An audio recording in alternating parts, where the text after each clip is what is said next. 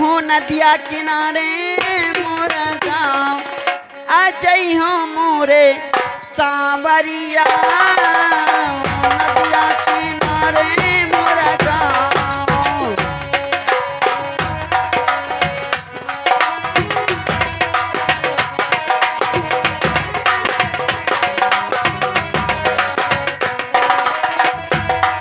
हो आ जई हो कन्हा आ जई हो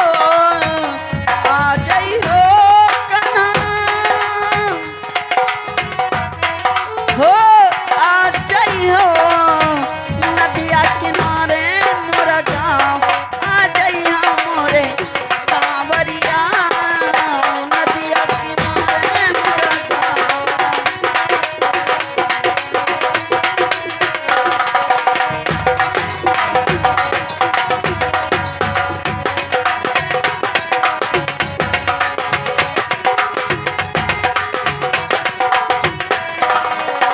नदिया किनारे समय ओ महली बनी है नदिया किनारे समय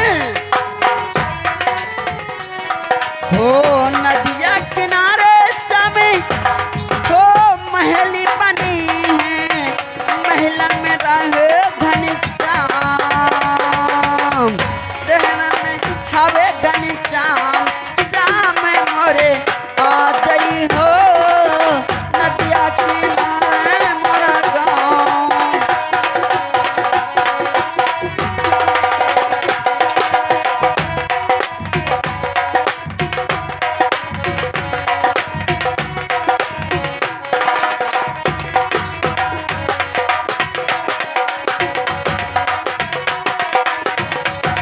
हो आ जई हो कन्हा आ जई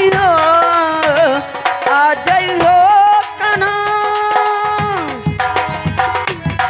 हो आ जई हो नदिया किनारे मोरा गाँव आ जई हो मोरे सांवरिया नदिया किनारे मोरा गाँव।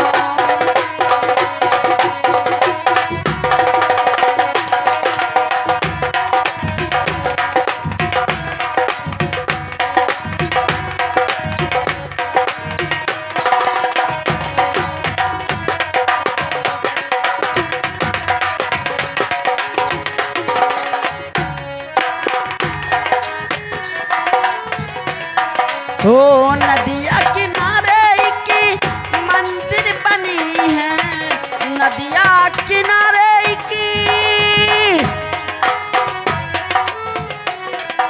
ओ नदिया किनारे की मंदिर बनी है पूजवा करूंगी सुबह शाम पूजवा करूंगी सुबह शाम आ गई हूँ मोरे सांवरिया।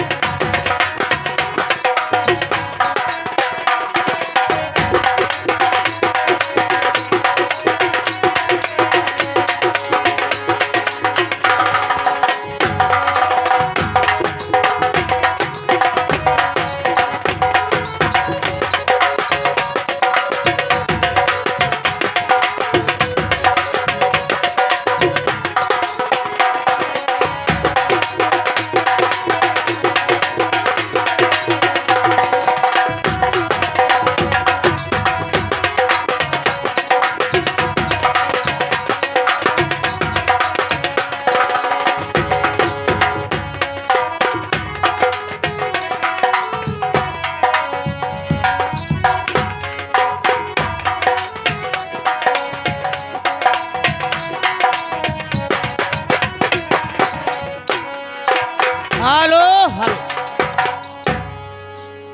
ये आएंगे हमारे फुटहवा के निवासी बड़कऊ भैया उनके तरफ से 51 रुपये आया है बच्चे के न्यौछावर में हमारे पार्टी से लाख लाख धन्यवाद।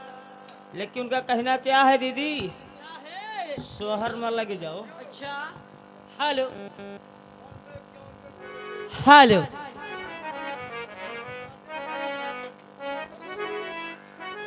Hello hello